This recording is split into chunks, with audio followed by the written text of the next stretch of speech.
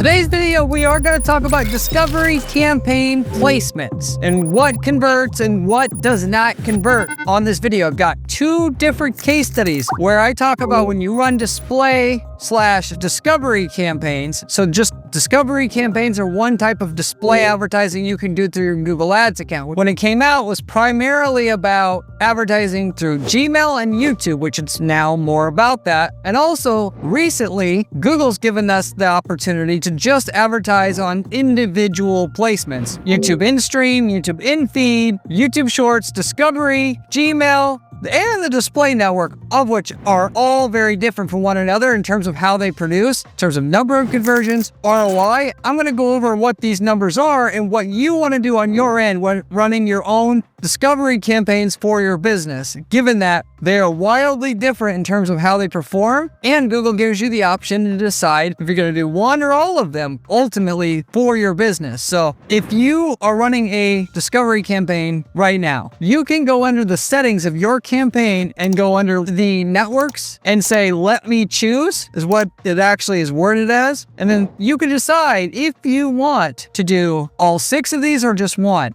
And you got, as I mentioned before, YouTube in-stream, YouTube in-feed, YouTube Shorts, Discover or Discovery, Gmail, and Google Display Network, of which it's hard to tell with no data, which is why I made this video, because I've got all the data from our client accounts. And it does vary by market in terms of how these perform. So the information I'm going to give you here certainly may vary in terms of how it works for your individual market. In general, this is in general what you can expect for an e-commerce versus a more so like a lead generation type of campaign or account. Lead generation in general kind of performs the same or similarly, whether you're talking about local or national services, as well as B2B versus B2C. It's different for each, but is similar. So I put that on the whiteboard. And then e-commerce performs significantly different than when you're doing lead generation. Therefore, I've laid out these two different categories. I picked one e-commerce brand, a skincare brand, to give you the numbers of each one of these different placements. And then also a B2B service company. Think of, which I can't give you the exact niche, but think of like an IT service or a consulting business or something like this. Now, the confusing thing here is that the way that Google refers to these things in your campaign settings, and how do they refer to them when you go under your campaigns and you try to split rows by a network? Because you could go under your campaign settings and under rows, the rows button, you can customize your rows and you can see the performance of each of these placements by placement. So you can see if you want to go back and later on edit which one of these that you want to go after. If you don't, for whatever reason, by the way, know how to do this, just let me know in the comment section. I'll make sure to point you in the right direction, but this is pretty easy to see how to see performance by placement / by channel in your campaigns menu. So you can see it not only on the campaigns menu, by the way, but also on the ad group level. So you can decide if you want to do one or more or whatever. In general, before I get into the data here, what I can tell you is the main ones that are going to typically work, no matter what company or industry or niche type that you're talking about, is the YouTube, anything in YouTube minus the shorts. There's a reason why shorts are cheap. You get what you pay for, even though they can be profitable. If you have an ad that's made specifically for shorts, and I made videos about that exact topic, how it can be a goldmine if you make something that works for shorts and not just try to take a long placement and make it into a short, as well as Gmail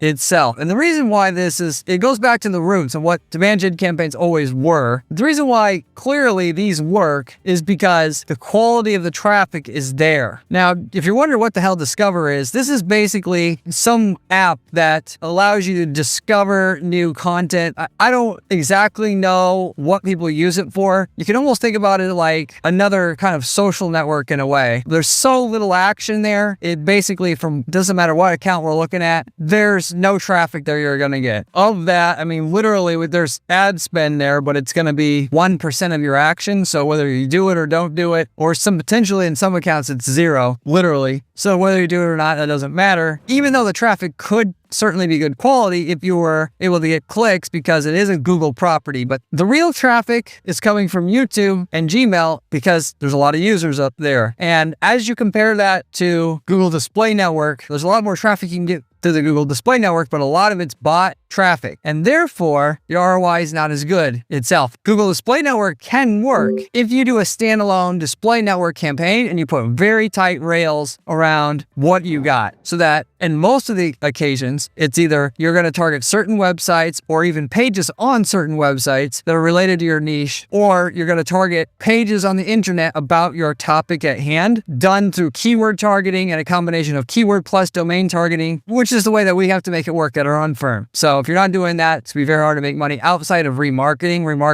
We always do display remarketing. So YouTube has better traffic because they do click their own ads somewhat. They add, or should I say, they allow click fraud. They allow some of the YouTubers on there to click their own ads and get by with it because it juices their own numbers for their own investors. And that's some of that's going on, but they don't do very much of it. Even a website like Forbes.com, they allow a lot of clicks on their own ads, and that's because their traffic is declining every year. They're doing more and more click fraud to the point where it's 90+% click fraud now, as I've noticed with the analysis that we've done, and I just made a video about that. So you got less click fraud, therefore more real traffic, therefore better quality traffic there on YouTube, and the same thing with Gmail itself. So Google, thankfully, with their properties at least, aren't taking the road up, at least yet. I think it will happen in the future, especially as ChatGPT and stuff like that comes out and competes with them more and more, that they're going to make the revenues go up by adding in more click fraud. And they are doing this over time. So for now, it's still pretty good quality traffic. Anyway, so that is the options available to you. Now, how does this correspond with, as I was mentioning before, in the placements itself, data under your campaigns and under ad groups? So basically, Google Display Network is the same as what is under your campaign options, targeting options it'll be at the ad group level of your discovery campaign. Like I said,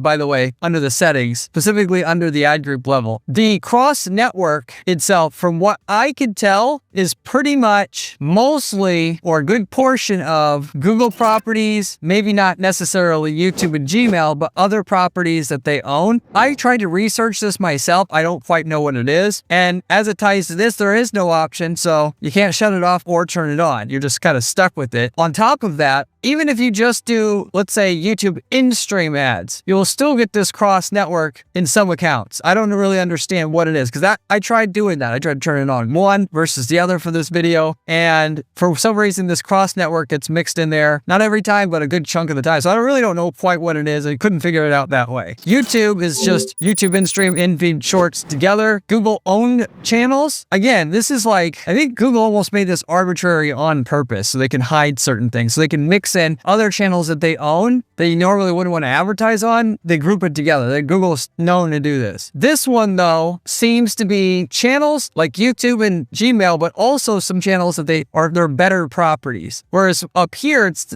YouTube and Gmail, but some of their lesser known properties is what I can basically conclude out of all of this. Again, because when you try to just do YouTube, it still pops up. If you try to do just Gmail, even, it still pops up. But you also then have Gmail, that's one-to-one in terms of in the settings of your ad group level settings, and then Discover is also one-to-one. So that is, I know that's a really unclear explanation as to what cross-network and Google-owned channels is, but Google doesn't publish this information, nor is it through any kind of testing I can figure out, easy to figure out what it exactly is. But that is how you do the matching up, ultimately. And take the information I'm going to give you here and run with it and use it. Now, I've got the data from two different accounts, as I mentioned, the B2B service space, as well as the e-com space. Whereas the B2B service example here it rhymes with the data we got from other national and local B2C companies as well. So, but starting with the skincare brand, on the Google Display Network, we're selling an e-commerce product here. We had 0 conversion, 0 ROAS, and we spent just over $4,000 of our basically almost $30,000 worth of total ad spend. Over 10% of our spend in 0 conversions, showing you why you don't want to do display network with demand gen campaigns now. If you want to demand gen, or if you want to do display campaigns, then do them in its own separate campaign, because it's not easy to get it to work. The reason why we're even doing it at all, this one, is because it's a client's old campaign. So I've got old data to work with. Now, beyond that, cross-network, we had 10 conversions. And by the way, this is monthly. This is not overall. Average ROAS of 222% and ad spend of $1,174. That one is not too terribly bad. It's still profitable for us to run this and have this, I should say, but it's certainly not the most profitable by any means in terms of the other ones. Then you got YouTube. We had 30 conversions at 873% ROAS, which is pretty good, and cost or spend level of $2,440. Google owned channels, 104 conversions, 469% ROAS, $10,366 in cost itself. Then we had Gmail. Gmail is 192 conversions, an average ROAS of 1,081%, so the best converting and ROI based one, and then an average spend of $12,251. And when I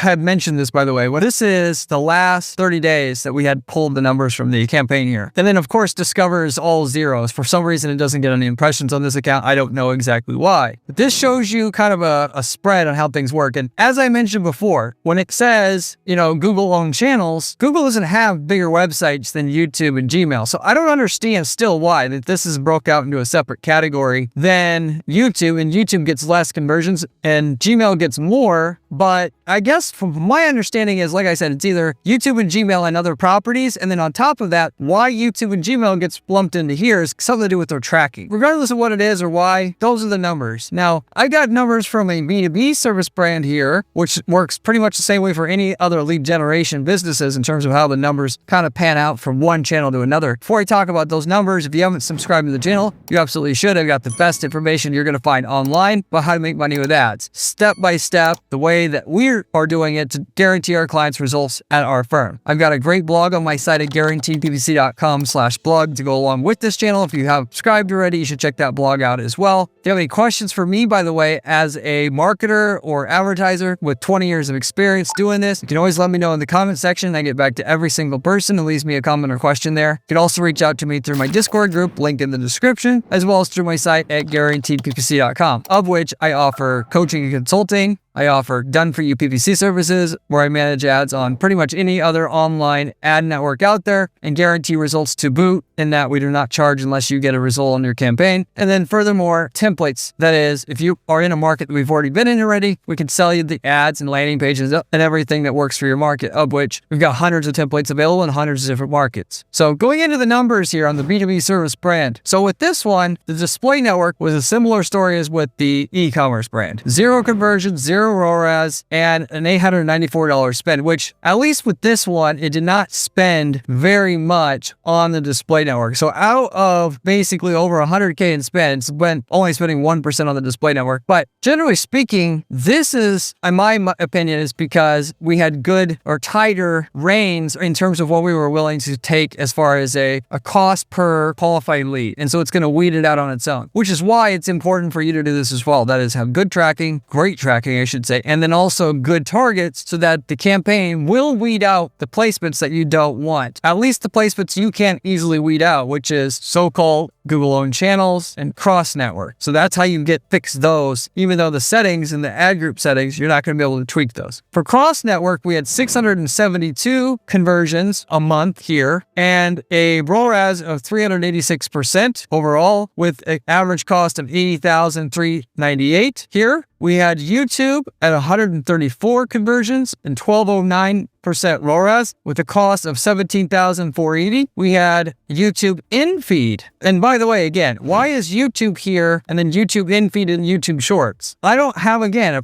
a great answer for you here. I know that's how they broke it out. I believe YouTube has some sort of maybe data here that we have, that they have some other ad spots on YouTube that is not technically one of either of these. And that's where I believe they're going with this. But with the in-feed ads, which are ads that show up in the search results on YouTube, we had 139 conversions with an average ROAS of 1144% and an average spend of $16,341. We had YouTube in Shorts, or Shorts, if you will, just for short there. 0 conversions, 0 ROAS, and a spend of $1,119. So the spend isn't very much. The algorithm had weeded out most of that traffic because it doesn't convert automatically because we had good tracking, like I mentioned before. For the Google owned, we had 165 conversions, 943% ROAS, and a spend spend of $23,335. We had Gmail at 0 conversions, 0 ROAS, and spend of $3,341, which that in and itself is shocking considering up here, this was our best ROI, and here's the worst. You can see how this varies by market. Something, try it out despite, or something I say normally doesn't work, you may just try it out anyway. My videos here are to tell you best general principles so that you try the stuff that typically works first so you don't run out of money. When it works, start testing other stuff out slowly. Maybe even just what I would recommend is like if you're going to do shorts, just take a separate campaign and just target shorts individually, especially since you can have short related copy that will work great for the shorts placement. But even if you were going to do Gmail, you could do a separate campaign or ad group, I should say, for just Gmail and see how it performs individually, making the ad budget, trying to keep the ad budget low on that itself, given though that I should say, you can't put an ad budget by ad group, you could have a separate campaign. And then with that, you could have a low budget for Gmail. So in case it doesn't work out, ultimately it didn't drag down the total ROI of your account. You kept it to 3% of your account spend. So even if it didn't work out at all, it won't affect your day-to-day operations in your business. Discover, 0 conversions, 0 ROAS, $1,187. So we got clicks on the Discover placement, but no sales again. So whether or not this Discover across all of our accounts basically get no clicks and basically no conversions. I have seen it convert before, but for the most part, you could just say, don't worry about it. I wouldn't do it, at least at first. So that shows you a lot of what's going on. Now, as you can see here, the best ROI converting one was YouTube, and we have YouTube infeed a close second, which I believe YouTube and YouTube infeed is probably similar. I don't know quite for sure, like I said before.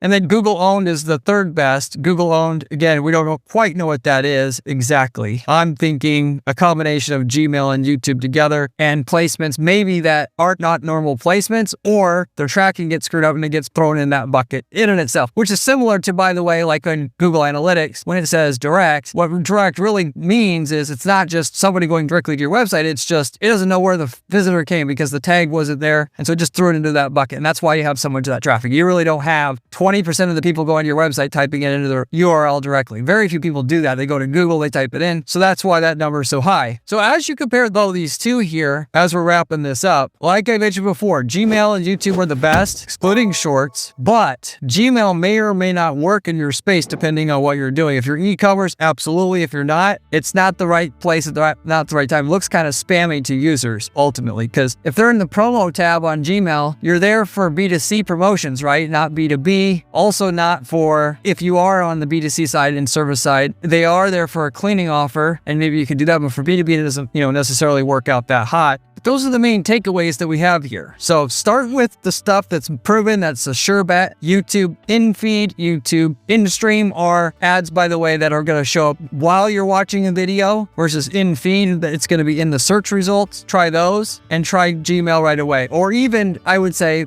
just the first two, in-stream and in-feed YouTube ads, because those typically are going to work the best across all industries. Hopefully this made a lot of sense for you, and it's going to help you make a lot more money a lot sooner in the process with your discovery campaigns. See you on the next one.